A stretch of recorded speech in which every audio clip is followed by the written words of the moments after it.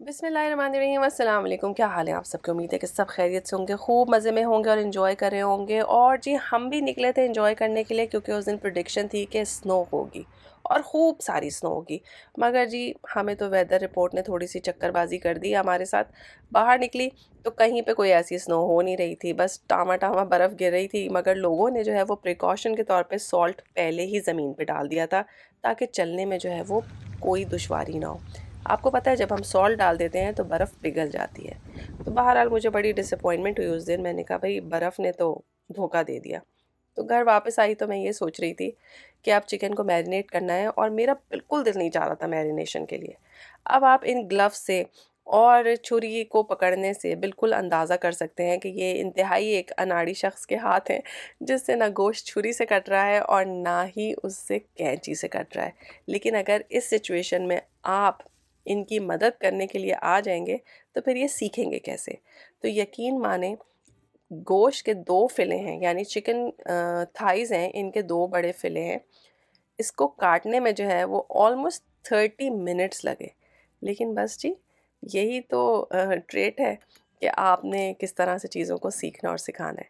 तो बस जी जब आपने चिकन के बाइट साइज़ पीसेस कर लिए हैं, तो अब हम तैयार करेंगे मैरिनेशन, और इसमें हम डाल रहे हैं जिंजर गार्लिक पेस्ट, नमक, लाल मिर्च, गरम मसाला, धनिया पाउडर।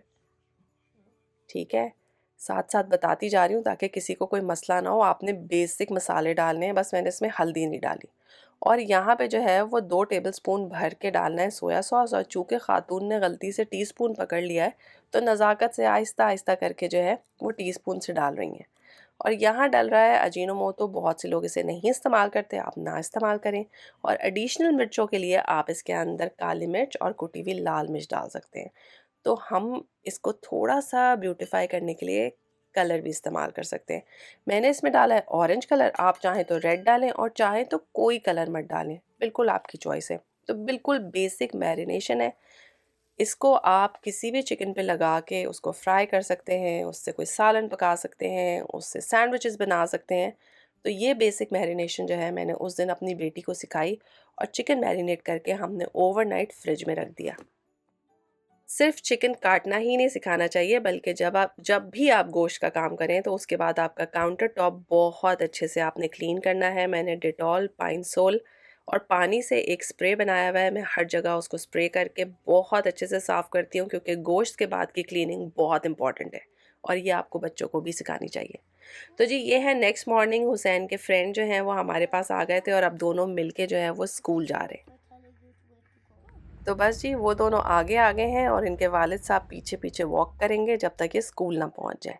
तो बस जी हमारी नेक्स्ट मॉर्निंग स्टार्ट हो गई है, और जो चिकन हमने रात को मैरिनेट किया था उसके अंदर अब मैं डाल रही हूँ कॉर्नफ्लावर। और कॉर्नफ्लावर के आप समझें 2 से 3 टेबलस्पून भर के डालें। अगर आपके पास चावल का आटा है तो आप वो भी डाल सकते हैं, उससे भी सुपर क्रिस्पी चिकन बनता है। और इसमें मैं डालूँगी सिर्फ एग वाइट, मैंने इसमें जर्दी नहीं डाली है। इसको अच्छी तरह से मिक्स कर लीजिए। ऑयल को आपने अच्छा तेज़ गरम करना है, और फिर उसको मीडियम फ्लेम पे कर देना है, ताकि फ़ौरन जाते ही जो है ये जलना ना शुरू हो जाए। और उसके बाद एक-एक करके जो है आप इन्हें फ्राई करते रहें। अगर आप इनको कॉर्नफ्लावर डाले बगैर एज़ इट इज़ पका लेंगे तो ये सैंडविचेस के लिए परफेक्ट चिकन बन जाएगा। लेकिन अगर आप इसे कॉर्नफ्लावर अंडा डाल के इस तरह से फ्राई करेंगे तो आप इसको चिकन पकौड़ा या चिकन पॉपकॉर्न समझ के भी खा सकते हैं, और ऐसे ही सर्व कर सकते हैं। और इसको किसी भी ग्रेवी में डाल के मज़ेदार किस्म का सालन भी तैयार कर सकते हैं। यहाँ पे मैंने ऑयल में गार्लिक डाला है, ताकि ऑयल में बड़ी ज़बरदस्त किस्म की गार्लिक की खुशबू आ जाए। लेकिन हमने गार्लिक को जो है वो जलाना नहीं है। यहाँ पे हमारे पास केचप, उसमें नमक, गरम मसाला, धनिया, लाल मिर्च और थोड़ा सा अजीनोमोटो, और उसके साथ मैंने डाल दिया है टोमेटो पेस्ट। ठीक है, यानी कि जिन चीज़ों से आपने रात को मैरिनेशन की थी, सेम चीज़ों का आपने सॉस बनाना है केचप में मिक्स करके। और यहाँ पे आप इसे चख लें, क्योंकि जिस टेस्ट का ये सॉस होगा उसी टेस्ट का आपका सालन होगा। तो बस जी आपने ऑयल जिसमें आपने गार्लिक को इन्फ्यूज़ किया था उसके अंदर ये डाल देना है, थोड़ा सा जो है वो इसमें पानी डाल दें, कड़ी पत्ता और हरी मिर्चें। जितना आप इसको मिर्चीला बनाना चाहते हैं आप उतनी ज़्यादा हरी मिर्चें काट के डाल सकते हैं। थोड़ी देर ये पक जाए तो इसके अंदर आप ज़रा सा कॉर्नफ्लावर डाल दें ताकि ये थोड़ा सा थिक हो जाए। बहुत ज़्यादा थिक मैं इसलिए नहीं करूँगी क्योंकि ठंडा होकर भी ये थिक हो जाता है। तो फ्राई शुदा चिकन इसमें डालें, मिक्स करें। ज़बरदस्त किस्म की आपकी ग्रेवी तैयार है। आप इसको वाइट राइस के साथ खाइए, धनिया हरी मिर्चें ऊपर से छिड़क दीजिए और ज़बरदस्त किस्म का सालन आपका तैयार है। और इसी तरह से जो है वो चिकन 65 भी बनता है, मैं उसका लिंक दे दूँगी, आप चेक कीजिएगा। तो बस जी हमारे घर में जब खाना पक जाए तो मीठे की मुश्किल शुरू हो जाती है। तो मेरे पास रेडीमेड केक मिक्स था, मगर मैं उसको वैसे बनाना नहीं चाह रही थी। तो मैंने ये किया कि 1 कप बादाम जो है वो मैंने क्रश कर लिए, हाफ़ बादाम जो है मैंने केक मिक्स में डाल दिया और बिल्कुल केक मिक्स पे जो रेसिपी लिखी हुई थी, जितने अंडे, तेल, दूध डालना था वो डाल के मैंने इसको बेक करने के लिए रख दिया। लेकिन बेक करने से पहले मैं इसके ऊपर जो क्रश्ड बादाम हैं उनको ऊपर से छिड़क दूँगी। तो बेसिक रेडीमेड केक मिक्स से मैंने जो है वो बादामों वाला केक बना लिया। है ना अक्लमंदी? लाइटली छुरी ऊपर से फेर दीजिए ताकि बादाम जो है ना वो जब आप केक बेक करें तो वो बहुत ज़्यादा जलें भी ना और ऊपर से गिरे ना। तो ये देखिए हमारा ज़बरदस्त किस्म का केक तैयार हो गया है दिल की शक्ल का। पूरे दिल से खाना पकाएंगे ना आप तो वो इतना ही खूबसूरत बनेगा। तो जी जो लोग फरमाइश करते हैं कि हर चीज़ दिखाया करें जो आपने पकाई है तो वो खुश हो जाएं कि हमने उस दिन ये 3 चीज़ें पकाई थी और अब हम इनको सर्व करते हैं। लंच में हमने इतना ज़बरदस्त किस्म का खाना खाया। आप भी बनाएंगे तो आपको बहुत मज़ा आएगा। और जी मेरा इंटरेस्ट तो था इस केक में और आप देखें ये कितना फ्लफ़ी है और बादामों से भरा हुआ राहत बेकरी और तहज़ीब बेकरी का केक याद आ गया। और अगर आप रेडीमेड मिक्स से नहीं बनाना चाहते तो मेरे पास बादामों वाले केक की बहुत अच्छी रेसिपी है, उसका लिंक मैं शेयर कर दूँगी, ज़रूर बनाइएगा, आप लोग बहुत खुश होंगे। और जी मुझे बड़ा मज़ा आता है कि बातें करते-करते अचानक से मैं अपने किचन से छलांग मार के जो है वो मॉल में पहुंच जाती हूँ। जैसे पलक झपकते ही सारे काम हो जाते हैं। हर वक़्त ऐसा ही हुआ करे तो कितना मज़ा आए ना, यानी 6 मिनट में खाना पक जाए, 2 मिनट में केक बन जाए, 1 मिनट में आप दौड़ के मॉल पहुँच जाएँ, तो वाह! ये तो जादू ही हो जाए, है ना? तो बस जी ऐसे ही जादू करते हुए हम मॉल पहुंच गए हैं और जिन लोगों ने आज तक मेरे सारे व्लॉग देखे हैं वो तो अब इन सारी डेकोरेशन से वाकिफ़ हो जाएंगे। इस वजह से क्योंकि पिछले 9 सालों से सेम डेकोरेशन इस मॉल में लग रही है। यही सारी की सारी चीज़ें जो हैं वो दिसंबर के महीने में सजा दी जाती हैं और इन्हीं पुरानी चीज़ों को देख के हम हर साल बहुत खुश होते हैं।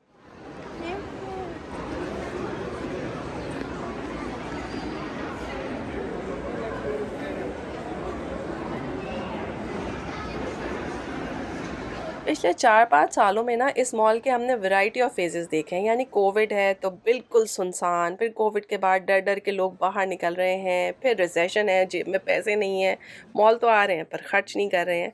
लेकिन ये साल थोड़ा मुख्तलिफ है, मॉल में काफ़ी गहमा गहमी और अफरा तफरी है, क्योंकि हम लोग बिल्कुल ऑब्वियसली देख सकते हैं कि बहुत बड़ा लॉट इमिग्रेंट्स का आया है। इस वक्त हमारी सड़कें क्राउडेड हो गई हैं, हमारे मॉल भर गए हैं।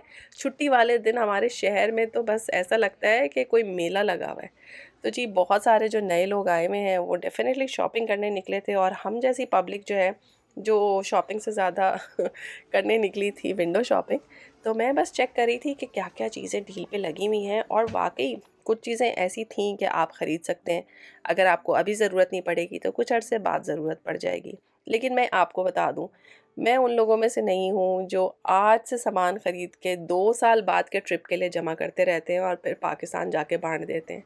अगर मुझे जाना होता है तो मैं उससे 1 महीना पहले ही शॉपिंग करने निकलती हूँ तोहफ़े-तोहाइफ़ की, और मैं वही ख़रीद के लोगों को फ्रेश स्टॉक ही पहुँचाती हूँ। मैं कभी 2-2 3-3 साल पुराने तोहफ़े किसी के लिए नहीं लेके जाती। अच्छा है, बचत कर लेते हैं लोग, साथ-साथ ख़रीद के रखते रहते हैं, मगर मेरा थोड़ा-सा मुख्तलिफ़ हिसाब-किताब है। ऑल्दो क्रिसमस हमारा त्यौहार नहीं होता, लेकिन ये लोग इतने खुश होते हैं और इतना खूबसूरत डेकोरेट करते हैं, तो मेरा ख़्याल है शायद हमारी आँखों को अच्छा लगता है कि एक जो इन लोगों के अंदर तरंग होती है ना, वो आप फ़ील करते हैं। जैसे दूसरे आदमी का ऑरा आपको पता चलता है ना, किसी में पॉजिटिव एनर्जी होती है, किसी में नेगेटिव एनर्जी होती है। बाज़ लोग आपके घर में आते हैं और जब वो जाते हैं तो आप खुश हो जाते हैं, बस बहुत देर तक खुश रहते हैं कि आपकी उनसे मुलाकात हुई। और बाज़ लोग ऐसे होते हैं जो आपके घर में आते हैं और जब वो जाते हैं तो आप शुक्र करते हैं कि उफ़ फाइनली चले गए, है ना? तो ये नेगेटिव और पॉजिटिव एनर्जी होती है। तो मेरा ख़्याल है आजकल के दिनों में ना, ये लोग एक्सपेक्ट कर रहे होते हैं कि छुट्टियां होने वाली हैं, इनकी फेस्टिविटीज़ होने वाली हैं, तो एक ओवरऑल बड़ा खुशी का सा माहौल होता है।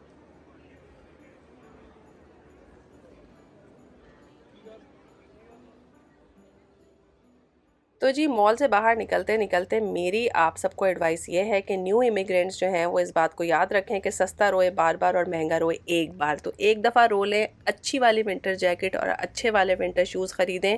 ये आपके सालों चलेंगे और सालों तक आपको सर्दी से भी बचाएंगे और बर्फ़ पे फिसल के गिरने से भी बचाएंगे।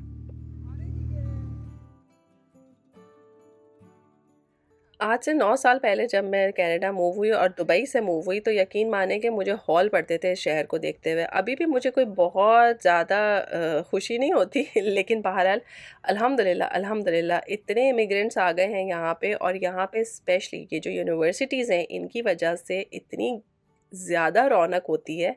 मैं आपको इस वक्त जो है वो यूनिवर्सिटी एरिया की तरफ लेके जा रही हूँ। आप डिफरेंस देखिएगा, यहाँ पहुँचते ही ऐसा लगता है कि आप पता नहीं कहाँ पर आ गए, शहर का कौन सा हिस्सा है। यहाँ पे स्टूडेंट्स हैं जो अमूमन यहाँ पर इवनिंग की क्लासेस होती हैं तो बाहर निकले हुए होते हैं, या फिर बच्चे ग्रॉसरी करने जा रहे होते हैं वीकेंड पे, या खाना खाने के लिए बाहर निकले हुए होते हैं। तो ये वाला जो एरिया है ना, इसमें हर वक्त रौनक मेला लगा हुआ होता है। और जब भी आप उदास हों, परेशान हो, तो आप एक चक्कर जो है वो यूनिवर्सिटी के अराउंड लगा लीजिए, आपका दिल खुश हो जाता है। आपको बहुत पब्लिक नज़र आती है, आपको बहुत अपने जैसे लोग नज़र आते हैं, और इसी से बहुत सारे लोगों को तसल्ली होगी। मैंने पिछली दफ़ा भी ये एरिया शो किया था, क्योंकि एक खातून ने कहा था कि मेरा बच्चा जो है वो यूनिवर्सिटी पढ़ने आ रहा है, तो वो हलाल खाना कैसे खाएगा। तो भाई यहाँ पे अब बहुत हलाल ऑप्शंस हैं, बिल्कुल फ़िक्र मत करें, और यहाँ पे बहुत अपने जैसे लोग मिलते हैं। मैं आपको ये सब कुछ दिखा रही हूँ। ये हाई राइज़ बिल्डिंग जो हैं, ये सारी की सारी स्टूडेंट्स अकोमोडेशन है, यहाँ पे स्टूडेंट्स ही रहते हैं। तो बस जी, खैर से जिस जिसका बच्चा पढ़ रहा है, अल्लाह ताला उसको अपनी अमान में रखे और कामयाब व कामरान करे, और खैर से वो वापस चले जाएँ।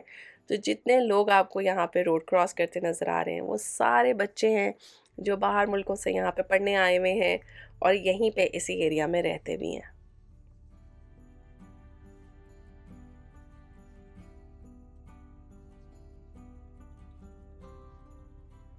हमने बिरयानी का ऑर्डर किया था, उसमें 15 मिनट थे मिलने के लिए। तो हुसैन साहब आइसक्रीम की ज़िद कर रहे थे, तो मैंने उन्हें स्पेसिफ़िक इंस्ट्रक्शन के साथ भेजा कि सिर्फ़ चॉकलेट फ्लेवर लाना, क्योंकि कोई दूसरा फ्लेवर तुम नहीं खाते। तो मैं गाड़ी में बैठी थी, तो मैं देख रही थी कि जो स्टूडेंट्स हैं वो ग्रॉसरी करके और भारी-भारी थैले मिल के उठा के वॉक कर रहे हैं। तो इस तरह के सीन आपको बहुत नज़र आएँगे यहाँ पे, क्योंकि अक्सर स्टूडेंट्स के पास जो है वो अपनी कन्वेंस नहीं होती, तो वो इसी तरह से मिल के शॉपिंग करते हैं और वज़न और बोझ जो है वो मिल बाँट के उठा लेते हैं। और जी, वो बच्चा ही क्या कि जिसको आपने ख़ास तौर पे एक हिदायत दी हो और वो उस पे पूरा उतरे। तो देखें जी, क्या रंग-बिरंगी आइसक्रीम वो लेकर आया है, और 5 मिनट बाद जो है जब हम अपनी बिरयानी को पिक करने जा रहे थे, तो उस 5 मिनट के अंदर-अंदर जो है वो आइसक्रीम मेरे हाथ में आ चुकी थी कि अम्मा ये तो मुझसे नहीं खाई जा रही, ये आइसक्रीम खट्टी है। और लिटरली ये आइसक्रीम खट्टी थी। मुझे नहीं पता आइसक्रीम खट्टी कैसे हो सकती है, पर बहरहाल ये आइसक्रीम खट्टी थी क्योंकि ये कोई बेरी फ्लेवर था और वो अभी तक हमारे फ्रीज़र में रखी है। तो आप लोग देख सकते हैं कि जैसे ही हम स्टूडेंट्स के एरिया से निकले तो हू का आलम स्टार्ट हो गया। जनरल पब्लिक जो है वो अपने घरों में सो रही है, और हम पहुंच गए हैं घर अपनी शॉपिंग के साथ। यहाँ पे हमने लिए हैं सिनाबॉन, और उसके साथ हमने ली है ज़बरदस्त किस्म की बिरयानी, क्योंकि अगर आप शॉपिंग करते हैं और घूमते हैं, बेशक आपने घर में खाना पकाया हो, तो दिल चाहता है कि अपने आप को एक छोटी मोटी सी ट्रीट तो दे दी जाए। वैसे अमूमन हम लोग जो है वो अपने आप को कुछ ज़्यादा ट्रीट्स आजकल कराते नहीं हैं, लेकिन उस दिन तो भाई ट्रीट करनी बनती थी। ऑनेस्टली टेक अवेज़ से अब मैं इसलिए अवॉइड करती हूँ कि मैं इतनी टिपिकल आंटी बन गई हूँ कि जब भी मैं इस तरह की चीज़ें खाती हूँ तो बाद में मैं कहती हूँ इतने पैसों में तो घर में इससे ज़्यादा अच्छा खाना पक सकता था।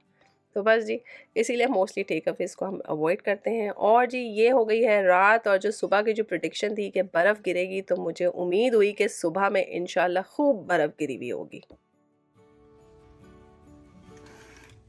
tada! ये है हमारी नेक्स्ट सुबह, और आप देख लीजिए कि पूरी की पूरी हो गई है सफ़ेद दुनिया हमारी। तो देखने में तो बड़ी अच्छी लगती है, और पहले 1-2 दिन तो फ़न भी बहुत होता है, बच्चे भी बहुत एंजॉय करते हैं। हुसैन साहब स्कूल के लिए फुल तैयार होके पैक होके निकले, और जाते ही बर्फ़ में लेट गए। उन्होंने कहा स्कूल में टीचर मुझे लेटने नहीं देंगी, तो मुझे जितना खेलना है मुझे 5 मिनट बाहर खेलने दें। तो हुसैन साहब जो हैं वो बर्फ़ से गोले बना बना के मुझे मारने की कोशिश कर रहे हैं। और यहाँ पे बाकी पब्लिक ने मारी हुई है छुट्टी, क्योंकि इन सब की तबीयत ख़राब है और सब स्टीम ले रहे हैं। आप लोगों ने बिल्कुल सही गेस किया था ये, और मैं पहन रही हूँ जैकेट और ग्लव्स, क्योंकि मुझे स्कूल जाना था। मेरा बस 15 मिनट का काम था, तो मैंने कहा मैं भाग के वो काम करके आती हूँ।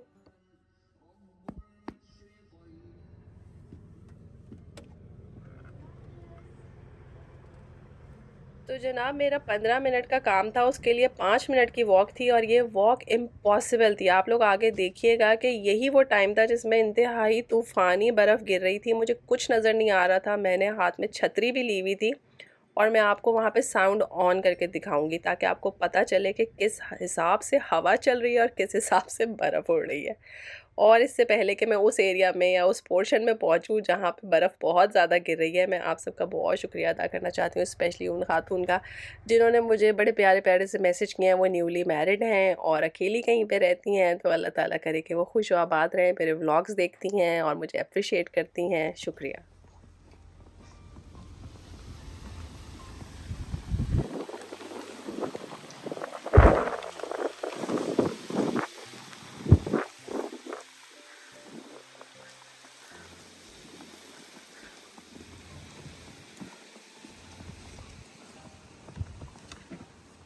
तो जी घर से निकलते ही 2 मिनट बाद मुझे इतनी बर्फ़ मिली कि मुझे एक जगह पे खड़े होना पड़ा। मेरी छतरी उल्टी हो गई। उसके बाद थोड़ी थमी, मैंने चलना शुरू किया, और अगेन सेम चीज़ हुई।